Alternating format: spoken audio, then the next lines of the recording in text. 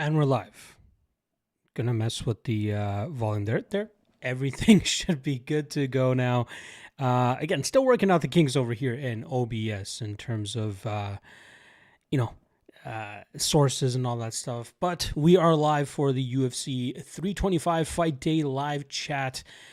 I love doing these streams, getting these last minute questions, comments, concerns regarding the big event coming up this weekend. Again, this is a staple. Every UFC Saturday, 1 p.m. Eastern, going live with you guys and chopping it up and taking all questions and comments. It's all about you guys. I don't really have much of an agenda or a itinerary that I have for this type of stream, but it's more so for you guys. It's to take all your questions, comments. Normally, I ramble on for the first 5 to 6 minutes just to let you guys get some questions and comments in. And then once you do, I start answering them. We start going through the card. We start talking about some line movement and all that. There has been some interesting line movement throughout the last few days here for the UFC card. I am going to speak about that. The most notable one is the love coming in on Rafael Fiziev. I'm sure I'll get asked about that later on in the stream. So I'm not going to, eat up some content here by not answering the question later on. So I'll save my thoughts on that a little bit deeper when we get more viewers in here. Other lines that have seemingly moved. We've seen some Volkanovski roller coastering going on. Obviously, the last, earlier in the week, he was around minus 150. I saw him drop to about minus 130 just yesterday. And then today, he's back up to that minus 150 range in certain spots. Obviously, it depends on your out and what kind of bookie that you're using. But it seems like that love is coming back in on Volkanovski. That doesn't mean that we still won't see some Diego Lopez love during the day. He is a big, popular fighter. Obviously has that knockout threat and that ability to really turn the tide. So I'm absolutely certain that there's going to be a lot of people that, get swayed by the flashiness and get swayed by the power of Lopez and will end up taking that plus money shot on him. So there is still a possibility that Volkanovski could end up being at a better line later on this evening. Something to take into consideration, I kind of touched on it a little bit from my weigh-in stream or my weigh-in recap, the hydration period for these fighters. Now, I've had a few people message me about this as well, but since they're fighting in Australia, they have a weird thing where they do the weigh-ins a lot earlier than the card actually takes place. So prime time, the UFC is still sticking with their TV schedule, hence why we're getting this card still starting at whatever it is, 5 p.m. Eastern, 5:30 p.m. Eastern, as we did last week's card, which started at the same time. That means that right now in Australia, let me just get the exact time. Let's do Sydney, Australia exactly. It is currently 5:06 a.m. and the fights start in about 4 to 4.5 hours, which means the fights don't kick off until 10:30 a.m. Australia, Sydney time, Sunday morning. So it's already Sunday for them, right? They're way ahead in terms of the time zones here. So they had pretty much 2 nights to sleep and rehydrate after their weight cut. So that's definitely something to take into consideration. Maybe we're going to see better durability from certain fighters that don't really have good durability. We're going to see guys with maybe better gas tanks as well that normally don't have a good gas tank. There's a myriad of things that come into play when you're talking about, who's going to be able to command fights or be in the driver's seat of some of these fights. So that's definitely something to take advantage of. I just want to do a quick test here. There we go. Yeah. I'm still working between Streamlabs and the YouTube chat here, so I just want to make sure that none are conflicting with the other there. So yeah, just getting rid of that comment there, my test comment. So please do drop any comments and questions that you guys have for this UFC 325 card. Keeping that in mind, I'm curious from you guys, which fighters do you think will show up more than they have in the past, or which, the one fighter that comes to mind for me in terms of durability that we've kind of worried about in the past was Dan Hooker, obviously, he's been able to eat some big shots as of late. Maybe his cardio is always better too. He's always looked better at 155 than 145. And I think obviously the Mateusz Gamrot fight was a good example of that. The Arman Sarukian fight, we saw him take Sarukian into the second round. Can Saint-Denis get him out of there quicker than usual? We'll see. We'll see. That's going to be his spot that he needs to hone in on if he really wants to have any success here against Dan Hooker. Other fighters that have had durability issues in the past, maybe Volkanovski, maybe this helps him take a shot better from Lopez, being able to rehydrate as fully as he has been able to, like 48 hours or so, whatever it is. That's something to consider. The other thing to consider, I believe this is the second time that Volkanovski has fought in Australia with the UFC in a title fight of sorts, right? His first one was against Islam Makhachev, which was a very close fight. We saw a very good version of Volkanovski that night. I think it was just one round that really separated the two fighters. One mistake from Volkanovski as well. I'm sure if you guys remember that fight, there was that one instance where Volk was kind of playing to the crowd rather than working out of these bad spots, and that that led to Makhachev securing the back position and grinding that out. I think that was round 4. But this will be his second time, and I believe his first time defending on home soil as well. So maybe we might see an even better version of him this weekend. Other fighters with possible durability issues, Jamie Malarkey. That's another one. A lot of people think that Salkild will just run through him right away. I'm thinking this might go over. This might even end up hitting the scorecards. I think a lot of people, once they see heavy chalked, on one side, they just automatically think the fighter is going to knock them out. And I believe that's a lot of the reason as to why Salkild is minus 1100 here. But I think that's kind of, a little bit overkill. And I think that we'll see that fight go a little bit longer. Other possible durability issues, we've seen Malkoun get starched in the past. So I wonder if this will impact him at all, positively or negatively. And then outside of that, everybody else has pretty ironclad durability. Billy Alicana, I don't think he has a durability issue per se. I think that loss that he had to Bogdan Guskov was more so just short notice, expended all of his energy in round 1, and then got TKO'd or I think he got choked, right? It was either TKO or choke in the second round or the ending of the first round, just from pure exhaustion, I think. Shout out to my guy, Burgie66 in the chat. Hope everything is good your way. Likewise, my friend. Appreciate you stopping by on this Fight Day live chat. Yakking it up. Burgie saying, I'm pumped for the Fiziev and Ruffy fight. Yeah, that's going to be a fun fight. As strongly as I feel about the Fiziev side, it should still be a good battle for as long as it goes. But we are starting to see that Fiziev love start to come in on the betting lines. Right, I'm seeing. I'm just looking at fightodds.io right now. I'll just pull it up for you guys here so you guys can see it as well. But I'm seeing. Look at that, minus 111. So his line has kind of gone. He was the favorite as of January 21st. He did take some actual love here. So it started off as a pick'em, got down to minus 170, got to minus 150, minus 120, and then all that love came in on Rufi during fight week, January 25th, plus 110. We got Fiziev. I got in at plus 108, so I missed the peak, but still, plus 108, still not too bad. And now he's down to minus 111. That's at least on Bet Online, so it depends on the bookie that you have. We can see him as high as minus 117 here on Bet 105. Seems like a lot of love just going back and forth since January 25th. Back and forth. So, and I know Bet 105 doesn't usually have a whole lot of juice or vig, I should say, either. We'll see pick'em lines on certain spots as well. So again, this is kind of what I expected. I expected that public love to come in on Fiziev, and it came in a lot sooner in fight week than I expected it to. It only came in, Monday, Tuesday-ish. And at that point is when I pulled the trigger on Fiziev. But now we're seeing that love come back in on Fiziev. I think people that are in the know, the sharps per se, I hate using that term, but the sharps are on the Fiziev side. I don't have any data to back that up other than the fact that there is that fight day movement.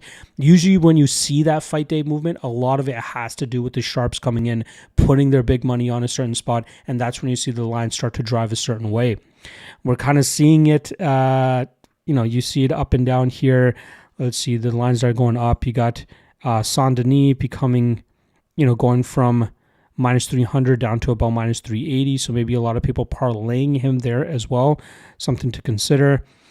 Another line that kind of took a decent bit of action that I was able to see was this fight, the Dalmar Fan and Sang Kim fight.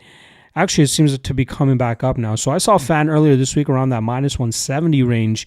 Then he got down to about minus 135. Now he's up to a minus 155. So it seems like the love on Fan is starting to come back in. I see a lot of love for Kim out there, but a lot of people believing he's the stronger fighter.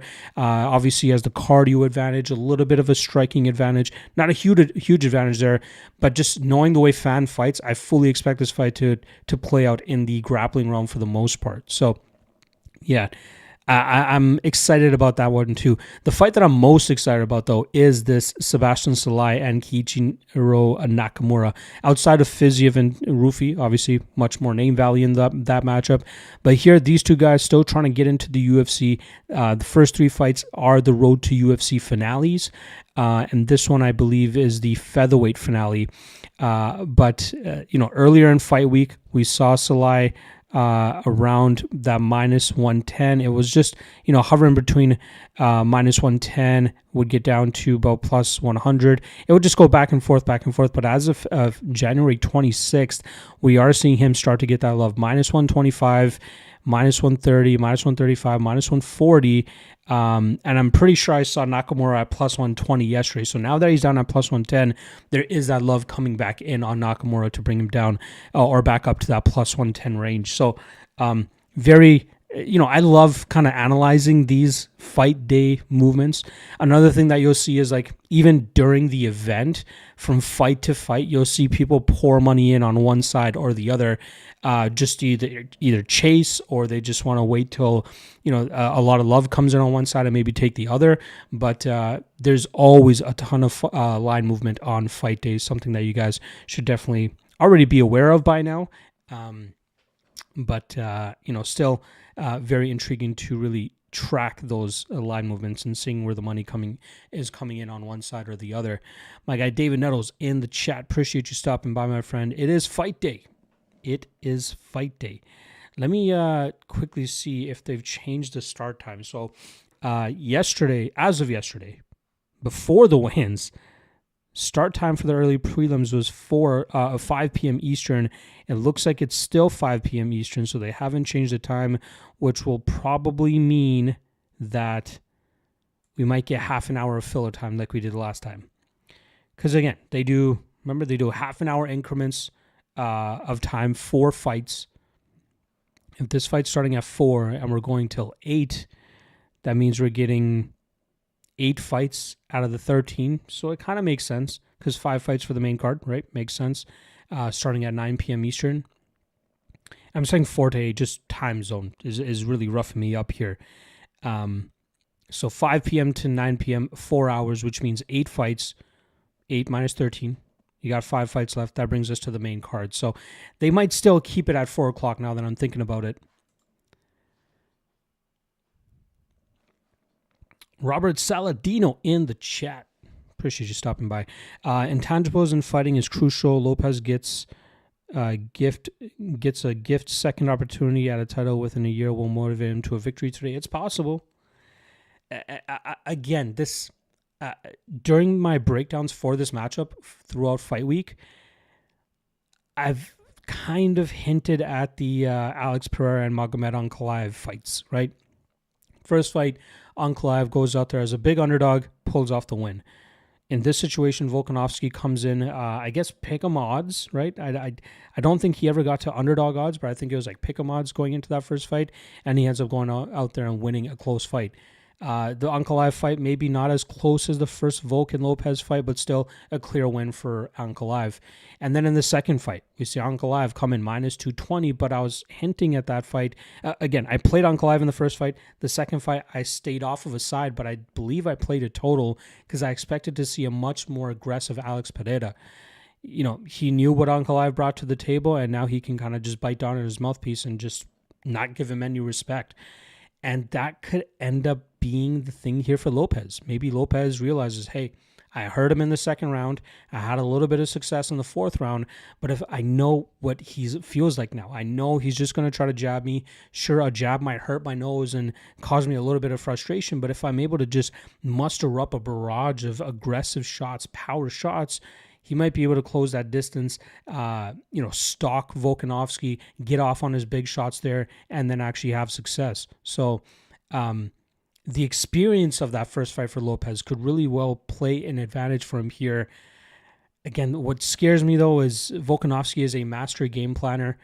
He's fighting in Australia. He didn't have that crazy, trip that he had to take, that Lopez had to take.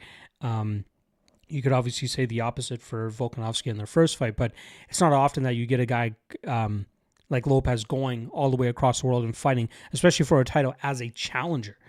So that's something to take into consideration there. But not as confident in Volkanovski this time around as I was last time around. Still feels he gets the dub. Still feel the line around that minus 135, minus 150 line is not bad.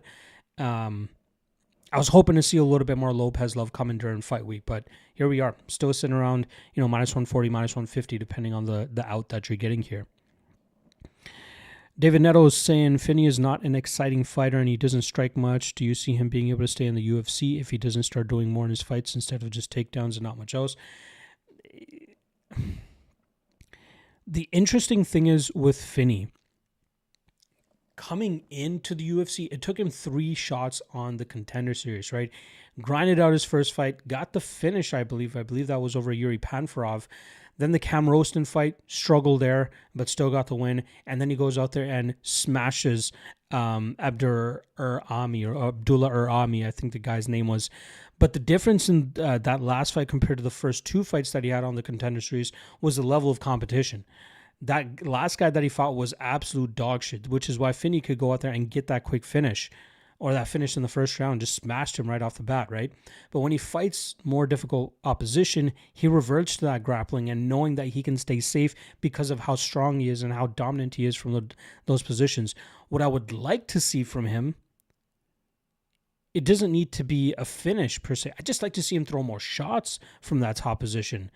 I think he probably felt it from the matchmakers after that last matchup to win a 15-minute decision with 13 and a half minutes of control time, landing only 4 significant strikes. I'm sure his manager got a talking to by the matchmakers, which we know is nothing new. Right, Carl Williams was a fighter that got a talking to and went out there and struck with Jonathan Dinez more than he should have, and he ended up losing that fight and still ended up getting cut. Maybe Finney's getting that talking to him. We might see him try to utilize his power with his explosivity and his hands a little bit more. But I'd like to see him more active even with his takedowns. If he stays true with his takedowns, if he gets that top position, if he gets that control, just let go with more shots. Elbows, ground and pound, whatever it is, threaten with submissions. But as long as he's working for a finish, I think the UFC will be content with it. Pros and cons of living in Toronto. Big city. Lots to do. Any major sporting event is more than likely taking place there. Any major concerts taking place there. You definitely feel it.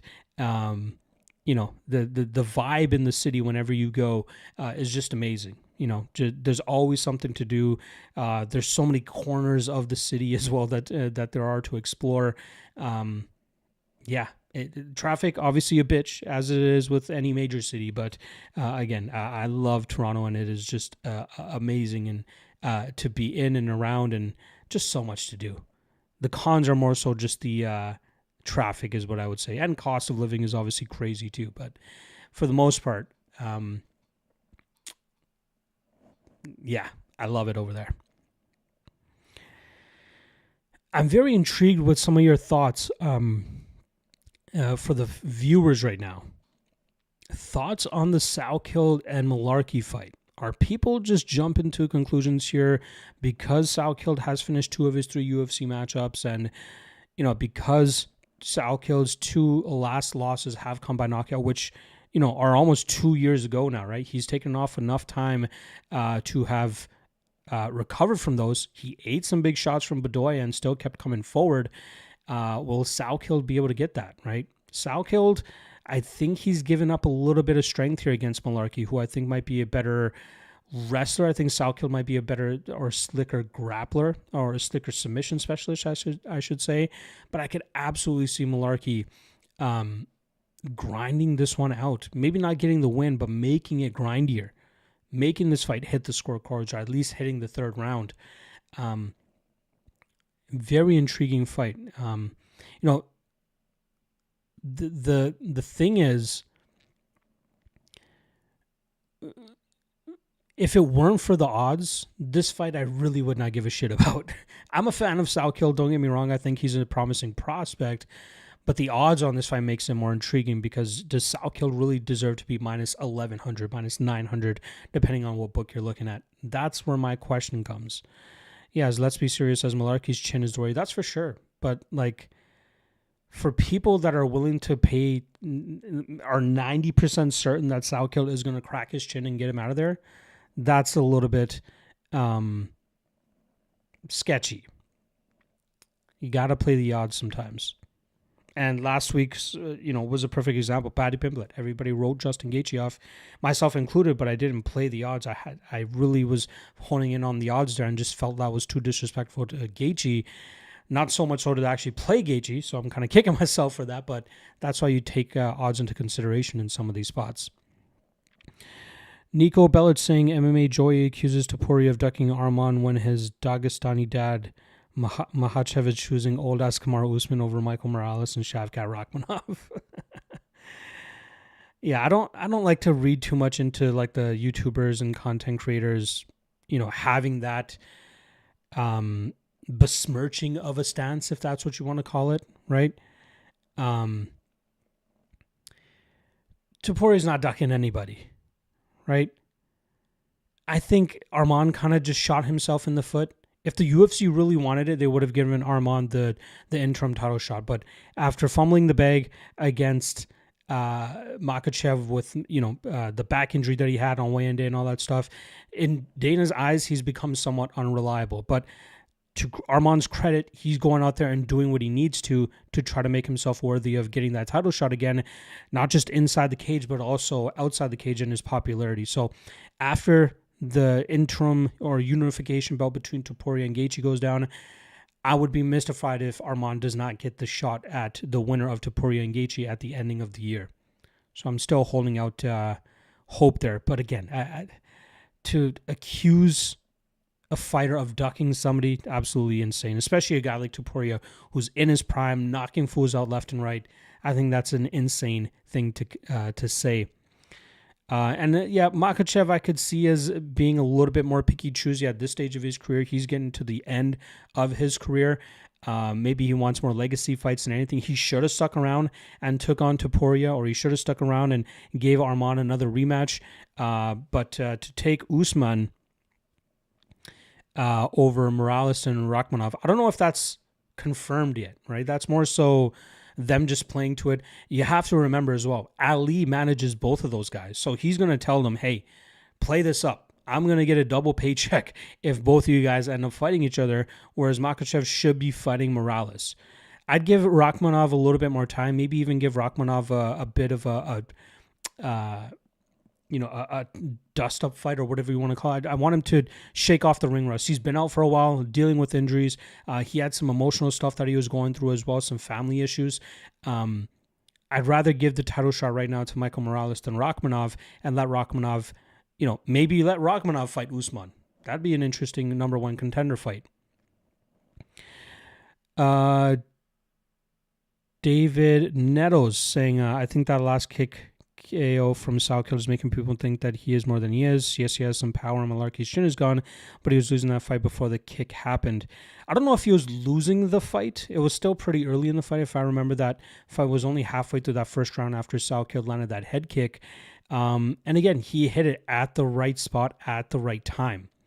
And it was just over the guard of Hackprash, right? That will put anybody out. So Malarkey is savvy. Malarkey won't fight at range as much as Hackprash is comfortable doing so, and that's where I think things could get a little bit sticky for Salkill, right?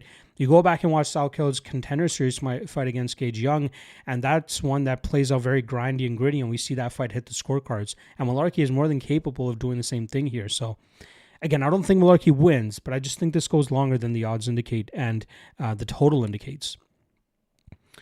Robert Saladio is saying yes, but he can draw out a decision. We've seen this so many times before. A newbie comes along, a couple of KOs, and the odds go through the roof. Yes, he might still win, but I think that the play here would be the over, or the fight goes to decision, or even Salkill to win by decision, which I think is like plus 700 or something like that. And you're right, we see this so many times before. Newbies come in, they get a KO here and there, and they become massive favorites in their next fights. Tommy Lipschitz saying thank you again for doing prop drop and hedges for all fights. Appreciate the lookout. I got you, man. I told you I would last time, and I did for the best bets segment this time around. That's something you can trust on moving forward for every best bets segment that I drop. Nico Bellert saying wrong. Topuria isn't even in his absolute prime yet, to be honest. Your prime is 30 or 33. That's true. That's true. But he's fighting like he's in his prime, right? The one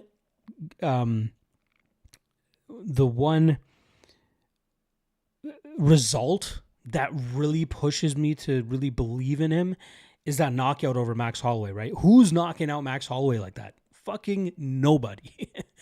My questions for Topuria come into play with him fighting at 155. The thing is, I believe he used to fight at 155 on the come up, then went down to 145 when he got to the UFC and just got comfortable there. And I think that's a better suited division for him. For Topuria to fight even Makhachev up at 170, which is something that he said he wants to do, I think that's a bad idea. Makhachev is already a big 155er, whereas Topuria is more so a medium-sized 155er. And we know that fight will primarily play out in the grappling realm. And I believe in Topuria's ability to, defensive wrestle well enough, survive the first 2 or 3 rounds. He's a high-level BJJ black belt as well. And then from there, if his cardio holds up, maybe he can start to bomb on Makhachev and get him out of there in the 3rd or 4th rounds. But, given the current crop of lightweights, outside of Rahman, which I think is going to be a very competitive matchup, I think I might be a little bit more excited for Topuria against Rahman than Topuria against Makhachev, given the size dynamic going into that matchup. Topuria is still a bad motherfucker, man. I'm glad to see him achieve his potential. And like you said here, Nico, bro became a 2-division champ before entering his prime. Imagine his prime. Yeah, it's true. It's true. The guy's good. And the crazy thing to think about it, before coming into the UFC, this guy was a grappler. You go back and watch his earlier fights. He's going out there grappling dudes, looking to submit them, looking to ground and pound them.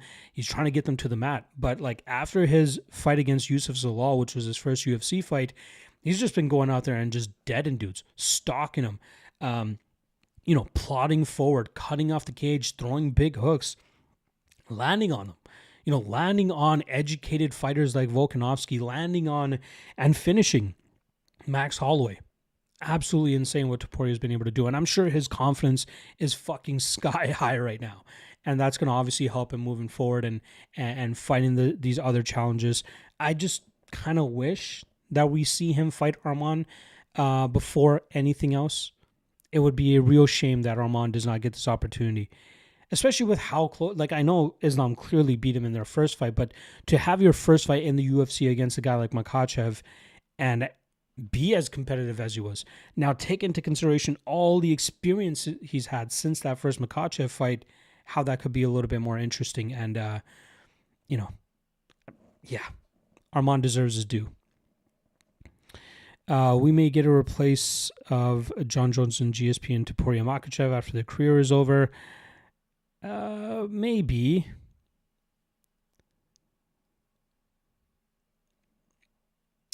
I'm not sure exactly what you mean by that. Like, you think that Topuria and Makachev are going to replace Jones and GSP in like the greatest of all time category? I think Topuria, I don't know. I think when it's all said and done and Topuria and Makachev both retire, I think that Topuria will probably be rated a little higher because of his ability to just knock fools silly and be more well-rounded, right? Makachev's a decent striker, obviously, as we saw with him knocking out Volkanovski, but I think Topuria is the better striker. And I think he could be more dominant, too. That might be a crazy thing to say. Both guys are quite dominant, but again, I think just the way that Topuria has been dealing dudes is crazy. Stephen Chalk, appreciate you stopping by, saying I didn't watch the video yet, but about to right now. Did you have Nakamura or Salai? I was on the fence earlier this week. I swayed ever so slightly to Nakamura. I know their love has been coming in on Salai. For good reason. The guy's very well-rounded, has a good strength of schedule, good striker, good grappler, but I'm really thinking this Nakamura guy could be something good. His takedown defense has improved throughout his career. It's going to be very much tested here against Salai, so that's without a doubt. But I think Nakamura is the better striker, the more dangerous striker, and I think that could eventually help him land that big shot on Salai and put him away there. That's a very fun fight. Both guys right now deserve to be in the UFC, but I think whoever ends up losing here will probably get another shot on the road to UFC next season, but I think Nakamura ends up sniping Salai. It might be looking Salai for a little bit, but at a certain point, once Nakamura gets comfortable and starts forcing Salai to strike with him, I think we see Nakamura get him out of there with a knockout. So around that plus 115, plus 120 range, he's getting down to plus 110. I still think he's a spot at slight plus money. Nico saying, I mean Topuria as the GOAT and Makhachev as second GOAT. I might be biased. I don't know, because I've just, been a fan for as long as I have. I think it's going to be hard to really replace John Jones. I really think he is unbeatable. In his prime, I think he could beat anybody pound for pound, right? You bring Makhachev up to 205 pounds, and extrapolate his height, reach, and size and all that stuff. I think John Jones beats him too. Wrestling, very high level. Striking was something crazy that we had never seen before, and very dominant with it as well. We don't often see him losing fights. And there was even fights where coming off the couch, coming off fucking partying every night, and still going out there and having championship performances. If he was locked the hell in, didn't get into trouble as much as he did, he would have gone up to heavyweight a lot sooner, and he would have been a lot more dominant. But I think GSP is going to be hard to top. I think it might end up being I meant to say John Jones, by the way. I think it's going to end up being John Jones, maybe Topuria, GSP, Makhachev, if we're just talking about those four fighters straight up. Then you got, the Demetrius Johnson thing. You got Anderson Silva, who I believe is not getting enough respect, but yeah. Nico saying, what's your prediction for Lopez versus Volk? So I'm leaning Volk. I was hoping that we'd get a slightly better line. I expect this to be a little bit more violent. I'm expecting Lopez to be more aggressive. He could clip and hurt and put Volk away, but I'm kind of trusting in Volk's veterancy here to make up a game plan to expect a little bit more of an aggressive version from Lopez and be able to, disrupt his rhythm with takedowns, with clinching, sticking that jab consistently out there, staying in perpetual motion, never really staying still, not allowing it to be easy for Lopez to get off on big shots. I'm still going with Volk here. I think he goes 2-0 against Volk, over Lopez.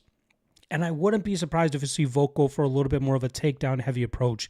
He has very good ground and pound and very good control, and we obviously know that he has very good submission defense. So Lopez might be able to throw up a submission here or two, but I think Volk, as he works through it, is going to work Lopez down. I think Volk wins.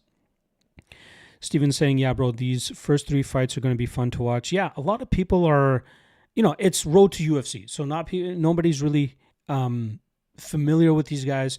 Technically, they aren't even UFC fighters yet, right? Winners of those first three fights are going to be UFC fighters. It's kind of like Ultimate Fighter, Dana White Contender Series, but for the Asian side of things. But But yeah, Sulang Jangbao apparently is his name. Minus 270 looks to be a very slick striker. I think he's going to piece up Lawrence Liu, maybe not get a finish. I think Nakamura could be a special talent with how good his striking is, as long as his defensive grappling holds up in this matchup. And this is clearly going to be his toughest fight to date. And then Damar Pham and Kim. That's going to be a fun grappling battle. I think Pham will be a little bit more assertive with damage and control from top position, but Kim will definitely make that fight close as well. So, yeah, those are some very fun fights to kick off this 325 card. Nico saying, I think Topuria would sleep John Jones that same way. That's a good point. I could see that as well. Jones has been a little bit... I don't want to say clumsy, but there have been times where he's been hit when he shouldn't have. If he comes super locked in, he might be able to have better success there, but I think he would lean more so on his wrestling to try to subdue Topuria there. But again, that would be a great fight to imagine. Maybe one day we can get AI if it ends up being good enough to be like, hey, make Topuria a 205-pounder, extrapolate his metrics up to 205, and let's let these two score off and see how that goes. What a world that would be. David Naro saying, being that Aaron Toe missed weight and the fight was scrapped, what does that do to Namzrai Batbayar? Does he get into the UFC now through default, or does he have to do something else? I don't know. I kind of wish they touched on that. I'm hoping they eventually will. They might touch on it even before the broadcast begins. If I was the UFC, I would just let Batbayar straight into the UFC. That potential cheating thing that Toe was doing on the scales with messing with the box there. Not to mention you've already given him an opportunity on the Contender series. I don't think he's that good. He's a warrior. Don't get me wrong. He's a guy that will drag guys into chaos and carnage, but he's not a guy that I think is UFC level. I think Batbayar probably would have finished him as well. By the way, something I quickly want to ask of you folks is please help a brother out. I am getting this Clips channel off the ground here, and I'd love for you guys to try to hit that subscribe over there, try to get those numbers up. Again, I'm just posting individual fight videos straight from my full card breakdown that I normally drop on Mondays. Then on Thursdays, I drop them on the Clips channel, and I'm just trying to get a little bit more love over there. I'll drop the link for that Clips channel in the comment section here, and if you guys could just hit subscribe over there, I would greatly appreciate it. I don't like to do plugs that often on these live streams, but please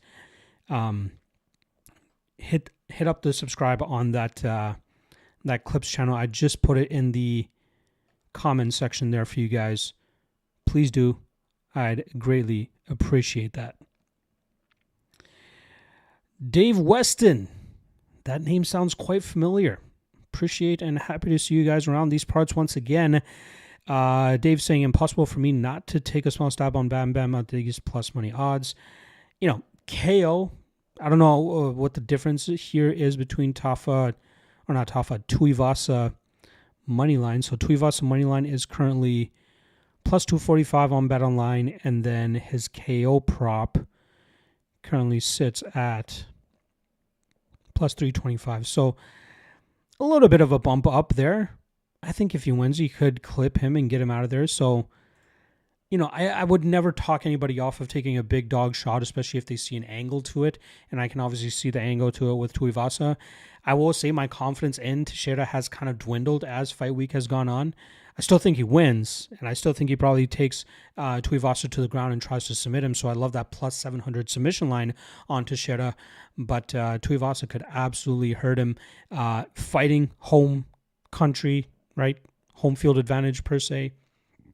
But I really question his level of commitment at this stage in his career. Nico saying, I've been thinking about it for quite a while. Did Volk's hard training camps against in Ilya and Islam elevated his level that Lopez could never reach? Is this what is helping Volk be Lopez? I think Volk's just always been good. sure, the experiences against guys like Ilya and Islam will help you, right? There is something to strength of schedule, which is why I often lean on that when I talk about certain matchups. That helps. Seeing what levels you could possibly be fighting at and then having those close fights against those guys. I know he got put out by Ilya in the second round of that matchup, but don't forget he won the first round on all three scorecards. That's game planning and execution from Volkanovski.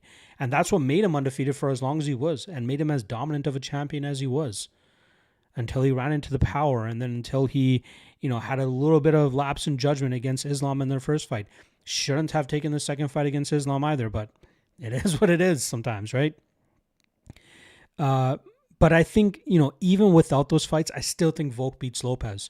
I really think Lopez has been overrated in his career, largely because of his durability. It helps him, eat big shots that most fighters won't be able to eat, and also his improvements in his knockout ability.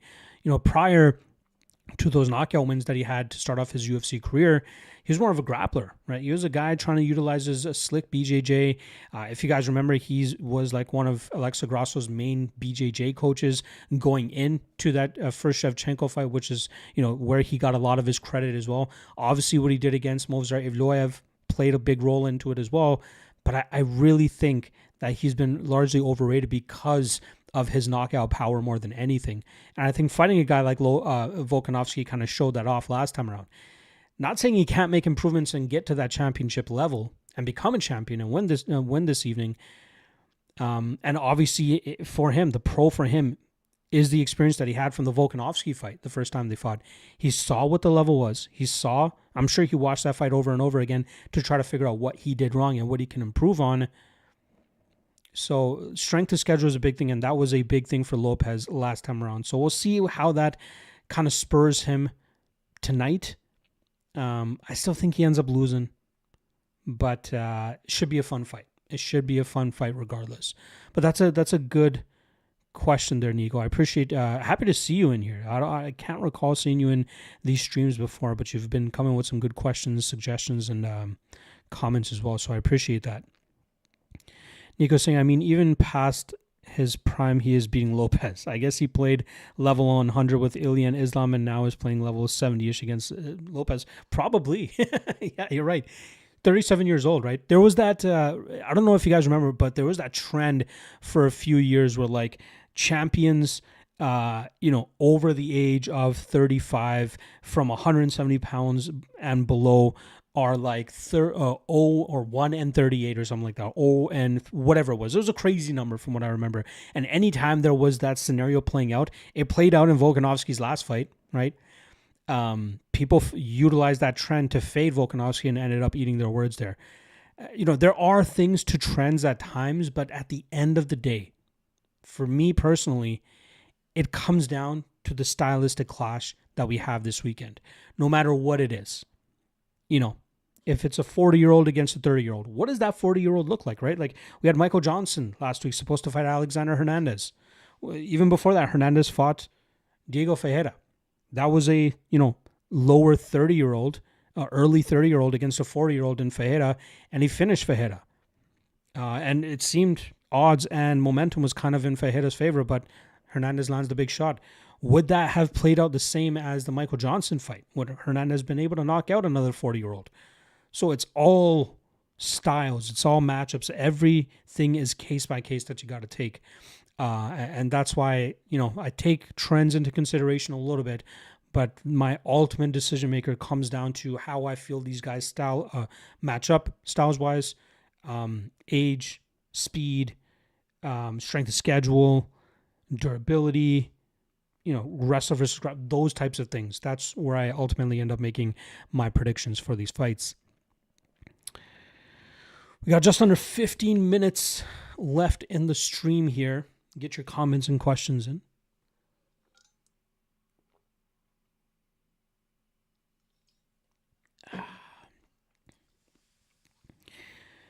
I'm excited about the fights. There's also Octagon going on as we speak. Or speak. I can't even speak right now. We did cash on the first fight of the night already with Haroon Kurt getting the decision win over Nathan Haywood. A little bit close of a fight early, but he was able to pull it out in rounds 2 and 3 as Haywood slowed down. We cashed out minus 150 there, so I'm very happy about that. And I believe they're only going into their third fight now. I do have one more play for that card. But again, you guys can find all that good stuff over on the MMA LOTN Patreon page. Make sure you guys also check out the MMA Fight Archive if you guys enjoy. I see my guy Steven's Chalk actually just hit up the MMA Fight Archive. If you like doing research, if you like making your own predictions, the MMA Fight Archive is the place for you. Let me just get a quick plug in for the MMA Fight Archive. My time is usually split between dropping content for you guys, researching fights, and keeping the MMA Fight Archive as updated as possible every single day, going through the upcoming schedule, and then adding more fighters every day. But again, you have all the fighters listed here. Let's just say Sebastian Salai, for example. Let's click on him. We got all the resources you need up here: Tapology, Sherdog, Instagram, Twitter, UFC stats. Whenever he gets a MMA decisions page, I'll update that. Best fight odds. I might switch that over to fightodds.io because they're a little bit more reliable, but I have best fight odds there. Their best fight odds page.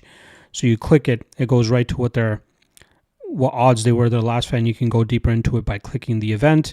And then we have direct links to their past fights. Bang.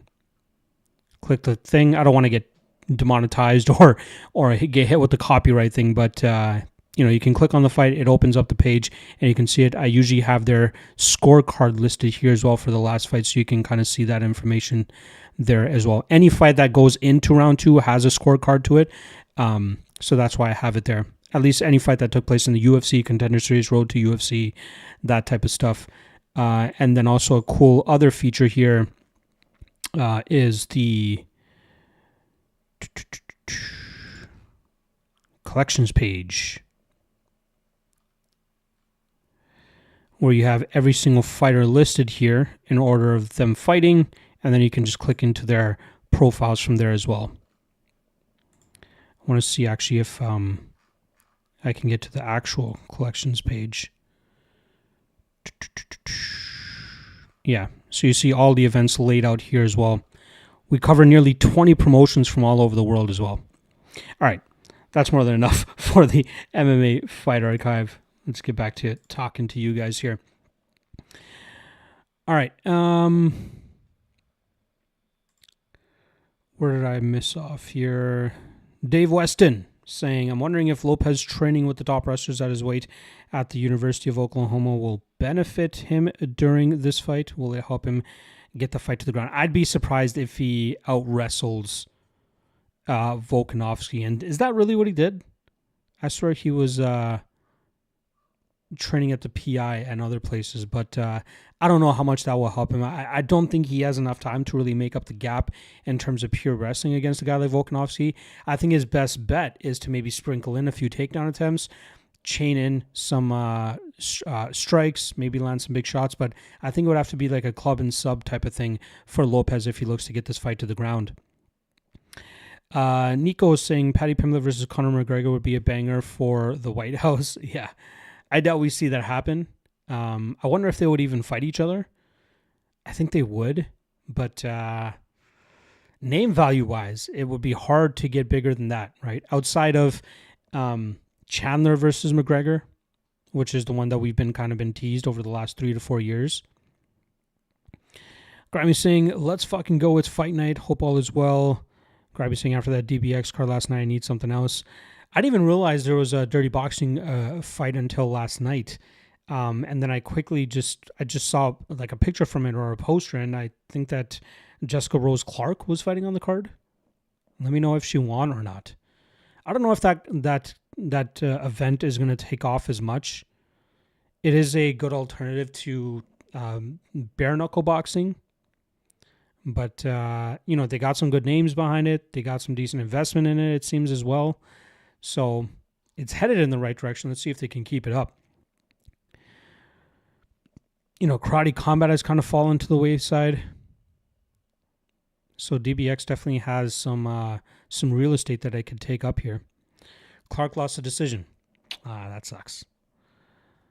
She took like the PVZ route, right? Maybe not so hot on the OnlyFans kick, or at least not as active over there. But, and again, I haven't even looked into it, but I just assume that PVZ is doing much more than Clark in that realm. But, PVZ went the bare knuckle route. She went, she's done a bunch of other shit. Clark, I think she went bare knuckle. I could be wrong on that. I know she's done a couple other competitions in combat sports after getting released by the UFC. She's just a fighter. She wants to fight. I don't blame her. But yeah, Octagon right now. So if you guys are craving some fights before the UFC fights kick off, Octagon 83 goes down right now. They usually have great production value. They got some good fights as well. Let me just quickly see if there's any names out. Lucy Podilova is fighting on the card. Some people might remember her. Daniel Schwint against Brian Manning will be a banger of a fight. Arjun Topalaj is a fun fighter. He's going up against a tough Mexican. That could be a fun fight. Alexander Popov is fighting Samuel Shavaria, who was supposed to fight that Frederick Vosgrone guy. I'm sure you guys have been seeing him all over YouTube, the German caveman Brock Lesnar. He was supposed to fight on this card, but unfortunately pulled out. Emilio Kisua, fun fighter. Yorick Montag, a fun fighter as well. Lazar Todev going against former UFC fighter Josh Parisian. Todev just recently fought for the Octagon title and came up short against Will Fleury. Parisian, I believe this is his first fight since getting released from the UFC about 2 years ago. Co-main event, probably the next big star in Octagon, Alina Delaslan. She's looking to take on Carolina Sobek, who's, I believe, fought for PFL Challenger Series in the past.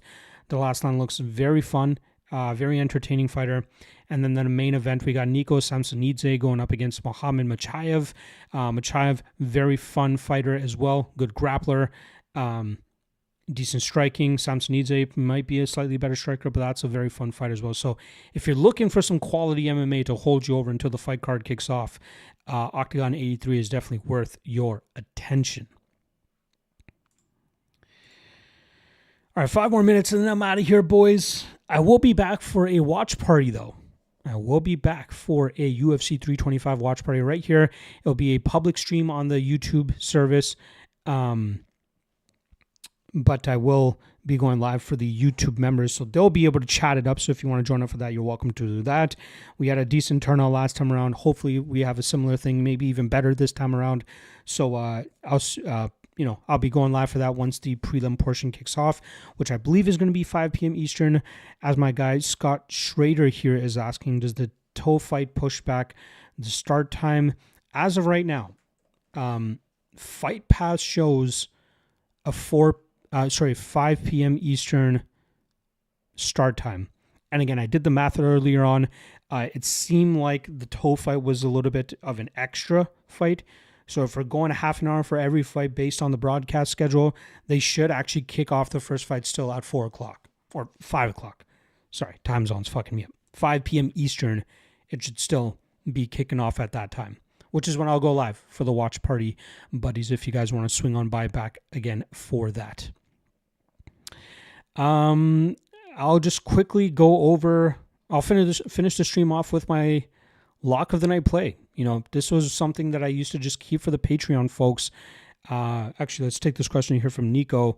UFC is not exactly a cutthroat competition. It's also about building stars. We can see why they are doing with killing Salkild. If it was straight up best versus best, it would be Rufy versus Salkild. Rufy versus Salkild? What are you talking about, dog? Rufy about to get squashed here by Fiziev. Maybe Fiziev against Salkild, if that's what you want to call it. But no, you're right. You are right in terms of you got to have a following. You got to be exciting. You got to, have a fan base. And I think that's what Arman's trying to do right now in his time off, right? He's trying to earn that title shot by getting love from the fans, going on all these streams and hooking up with all these content creators and stuff. So, no, you're absolutely right. It should be best versus best. That's what we really want to see. But as hardcore MMA fans, but for the casual fan and for the bottom line, it's all about entertaining fighters. That's why I took Bilal forever to get a title shot. That's why I took forever for Ankalaev to get a title shot. Things like that. So yeah, I'll end this off here with my Lock of the Night play. Again, last year I used to do top 3 Lock of the Night candidates as a segment, but this year I am feeling grateful. I am feeling generous. I'm feeling more than excited to take the channel up to the next level. So I'll be sharing my Lock of the Night with you guys every week. That will originally be posted on the Patreon page earlier on in the week, and then on Thursdays for my best bet segment, I start off the best bet segment with my Lock of the Night play. So if you guys have already watched it, you already know who I'm going with. I'm going with Rafael Fiziev. He's going up against Mauricio Rufy. I think Rufy, this is a bad style for him. You know, people are saying that he's going to be able to maintain his range and snipe Fiziev from distance. Fiziev normally has a good chin. He's fought guys like this before. He can march forward. He can work the body. He can land big shots after that. I think as he works Rufy down, Rufy's going to give up some bad spots and Fiziev's going to be able to knock him out. Watch the Manuel Sosa against Mauricio Rufy fight from early in Rufy's career. And I get it. Rufy's probably gotten better. But fighting this type of style is not helpful for him. Even when he fought James Lontop, sure, he won the first 2 rounds by sniping, but that 3rd round slowed down tremendously, and Lontop was able to win all 3 rounds, on all 3 scorecards, he won that 3rd round. And Fiziev is a much better striker than Lontop. So I can understand a little bit why people might be on the Rufy side, but I think Fiziev wins. I think he gets the knockout probably round 2 or round 3. Maybe he wins by decision here, as my guy Pradeep says. But I think he wins quite handily, especially after that first round. First round will be competitive. It will be dangerous. Don't get me wrong. If Rufy knocks him out in the first round, I'll eat my words. But if this leaks into rounds 2 and round 3, Fiziev takes over and absolutely runs through Mauricio Rufy. I just want to quickly pull up the odds here once again just to see if there has been more action coming in. Again, it's looking starting to settle in with Fiziev around a pick'em price tag. I'm seeing -115 on certain books, -116 certain places. But again, he was +110 just yesterday or the day before. So clear action coming in on the Fiziev side, and I believe for good reason. Looks like some Lopez money coming in as well. Volkanovski now down to about -145. Anything else standing out? Nope. Everything else kind of settling as well. All right. That's a wrap on the Fight Day live chat. Again, I will be back at 5 p.m. Eastern for the Watch Buddies live stream if you guys want to come on by and chat it up. Appreciate you guys as always. Good luck on all your action this week. I've already dropped a few breakdowns for the next UFC card on the Patreon page, but I will be back on Monday to break down that card for you guys in the form of the MMA Lockcast. All right. Good luck tonight, folks. I'll see you guys hopefully later tonight if you guys want to join the live stream. Otherwise, I'll see you guys again Monday. Peace.